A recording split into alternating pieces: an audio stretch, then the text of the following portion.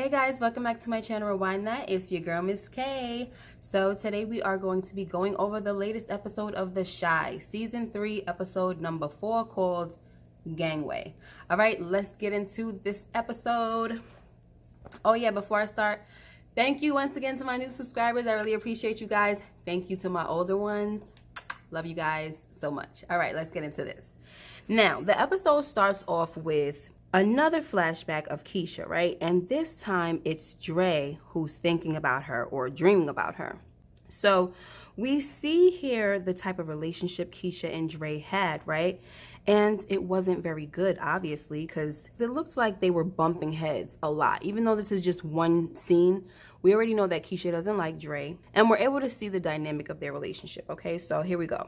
Dre is telling Keisha to turn down her music, and Keisha was getting a little smart, being rude, telling Dre that she don't run nothing in the house. But Dre tells her, oh, I'm running something because I'm paying half the bill, so I got the right to say what I need to say. So anyway, Keisha turns her back on Dre, and she also bends over, and Dre sees a tattoo that Keisha clearly didn't get permission for, right? So Dre says something about it to Keisha, and Keisha's little funky tone changed real quick, okay? Because she didn't want Dre to tell her mom. So Dre tells Keisha that it's not her job to snitch on her, but why don't you tell her so I don't have to? So I guess Keisha wasn't feeling that, and she plugged in her headphones, grabbed her stuff, and she left. So before I move on, I just wanted to say this, because my thing is that I would like a little backstory on Dre, because I'm getting the feeling that Keisha doesn't like Dre because she doesn't know Dre, and not because Dre is a bad person, you know what I mean? Because in the first 2 seasons, we saw that Nina was with another woman who was also living in the house with her.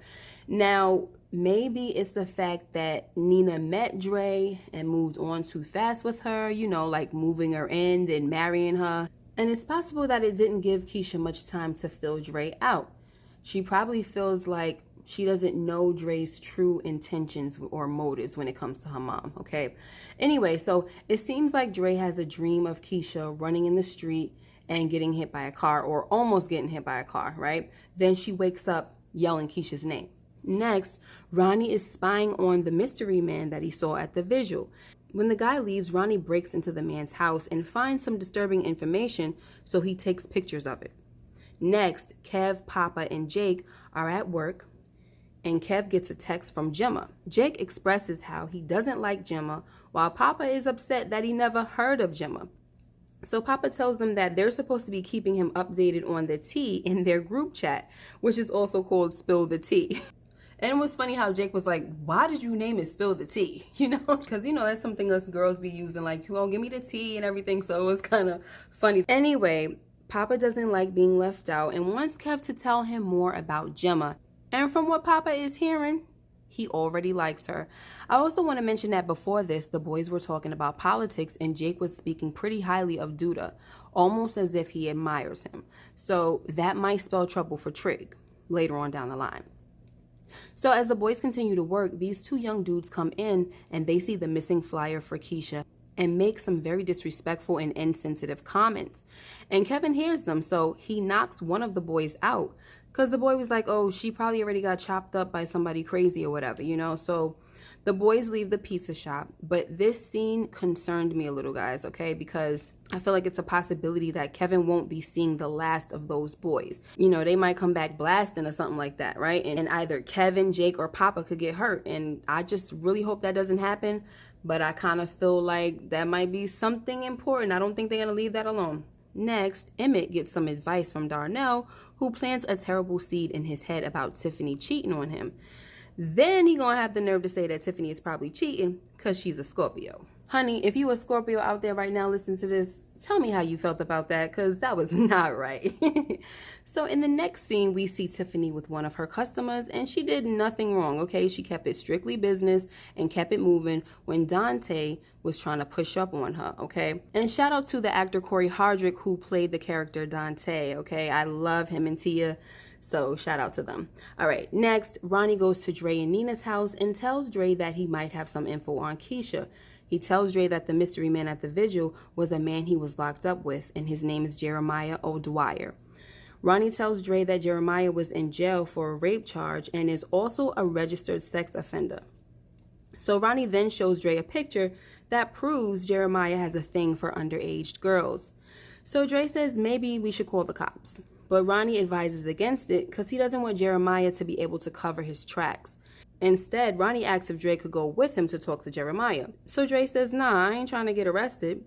But Ronnie says, look, if I'm right, he gonna be the one getting arrested, not us. So Dre then wants to know why Ronnie is so invested, which was a fair question.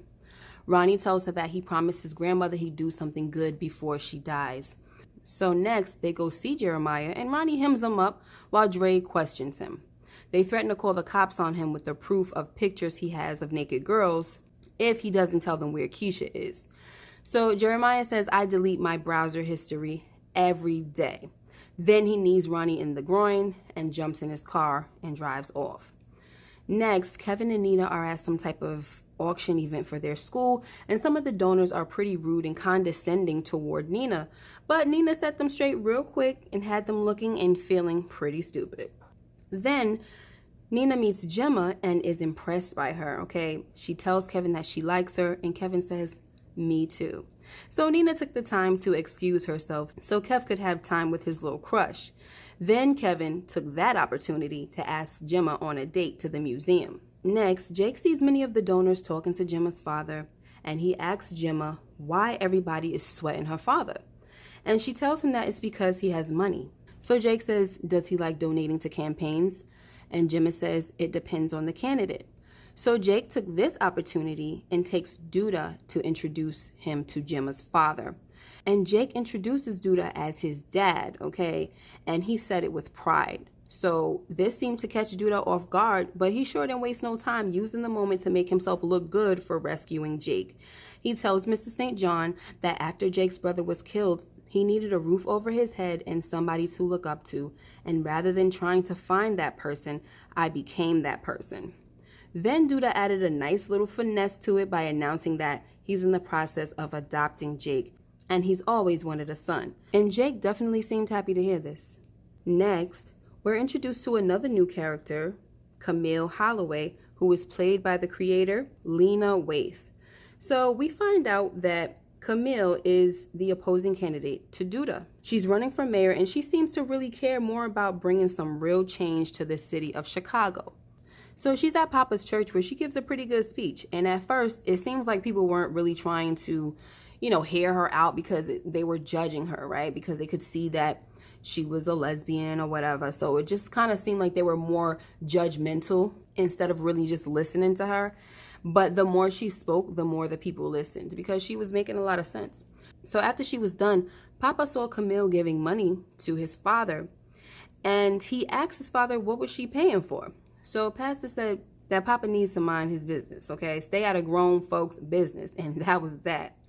Next, Emmett and Tiff were at the couples therapy, and Emmett wants to know why Tiff is not having sex with him. So after much back and forth, Tiff tells Emmett that she doesn't have sex with him because she doesn't want to get pregnant. And his response is, I thought you were on birth control. And my response is, no, the heck with all that. Are y'all seriously going to play us and act like Tiff wasn't pregnant last season? I mean, if they decided that they changed their mind about it, they could have at least made the girl have a miscarriage or something, or say that it was a false positive test. Like something better than just straight up ignoring the fact that she told Emmett she was pregnant last season. I mean, come on, guys. Don't do us like that. They just trashed the whole storyline, but whatever. Next, Dre and Ronnie go back over to Jeremiah's block, and they tell him that he better start talking or Ronnie will have no problem jacking him up because he's homeless, he been to jail, and he ain't got nothing to lose. So Jeremiah tells them that he doesn't know the girl's name, but he didn't mean to hurt her. He only wanted to spend time with her. So Dre says, where is she? And Jeremiah tells him that the girl is at the 63rd Street beach. So Dre calls Nina and has her meet her down at the beach where they have to identify this dead girl. So of course Nina is losing her mind, okay? And this scene right here was just so unsettling, okay? So they clearly couldn't tell who the girl was, so Dre asked if they could turn the body over to see if she had a tattoo. And this is where Nina finds out about Keisha's tattoo for the first time. Next, Kev comes running home from his date because he must have got his mother's message after he turned off his phone. So when he sits down, she lets him know that the girl they found wasn't his sister. And she was just there breaking down, crying, saying, where is she? And it was just too sad. Like, this episode was pretty sad. Next, Emmett gets some good advice from Sonny, who tells him that he can't just expect his girl to give it up. He has to earn it. So Emmett says, how do I do that? And Sonny says, think about the things she likes and do that. So Emmett goes home and sets the mood, okay? He got the candles lit and already put EJ to sleep. Gave Tiff a little massage and was able to get him some. And this is why you can't take advice from trifling men, okay? Listening to his dad brought him nothing but stress, but listening to Sonny brought him some good results. It brought him the desired results on top of that. Next, we see Douda and his estranged wife, Rose, in the limo, and she tells him that the kid, meaning Jake, is a nice touch.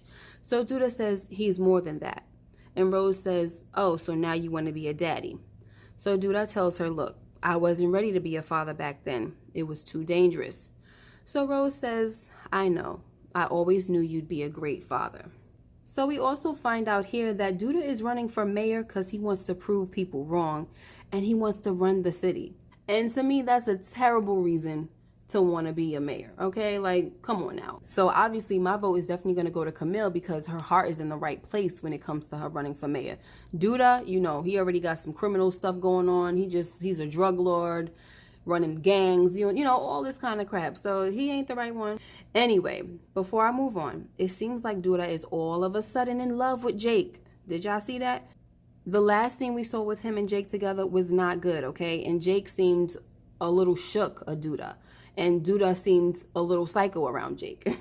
But maybe Jake introducing Douda as his dad really pulled on his heartstrings. I don't know, because the sudden change without us being able to see any more interaction in their relationship just doesn't make sense for him to be seeming like he's all in love with Jake now. Next, Ronnie goes back to the church and he tells Pastor that a voice has been telling him that it's his destiny to find Keisha. But God has led him to the wrong girl. So Pastor says, let me help you get closer to God. And if you do, you'll hear him better. Lastly, Dre and Nina are sitting, smoking, and drinking, and of course stressing. And Dre says, I'm sorry I didn't tell you about the tattoo. And Nina says that Keisha having a tattoo is the least of her worries, okay? Then Dre said, I'm just glad it wasn't our daughter. And Nina tells her, no, but she was someone else's. And ain't that the sad truth right there, okay? And another thing is, are they going to get Jeremiah off these streets if he killed that girl? I mean, like, if he says he didn't mean to hurt her and the girl is dead and he knew where to find her body, I mean, clearly he's the one that killed her. So I really hope that they do something about that. Like, this man has to be taken off the streets. He has to be sent back to prison for the rest of his life, because it clearly doesn't matter that he's a registered sex offender. He's still able to get his hands on these young girls and hurt them and worse, kill them. So this is not good, guys. And I really hope that they follow up on that and make sure that they send Jeremiah right back to prison where he belongs. You gotta protect these young girls from people like this, you know, young boys too. All right, guys, and that's all for today. Let me know what you guys thought about this episode. It was okay for me, you know. Like I said, for the most part, it was sad, especially when it came to the whole Keisha thing and them finding that girl and everything. That was really sad and just unsettling. But other than that, I don't really feel like it was much going on. But at the same time, there was, if you get what I'm trying to say, like, not much action or like oohs and ahs type of situation, but I believe that there were seeds planted in this episode. Like I was saying, that situation that happened with Kevin at the pizza shop, I kind of feel like we're not going to see the last of that, like I said before. So that's one seed. And then we have this new character, which is Rose. Shout out to Candy. What kind of person is Rose? You know what I mean? So we're getting this introduction. We don't really know who Rose is and what she's about. How will she treat Jake? And then we have Camille, you know. How is everything gonna fare with her? Is Douda gonna play dirty if he sees that she has a great chance? You know what I mean? So this is what I mean by little seeds. Nothing much really happening, but something is happening. All right. Anyway, let me know what you guys think. Leave your comments down below. Make sure you hit that like button, share the video, subscribe if you haven't already, and hit that notification bell so you know when I upload more videos like this one. All right, take care, guys. Be well, be blessed, and I'll see you next time. Bye-bye.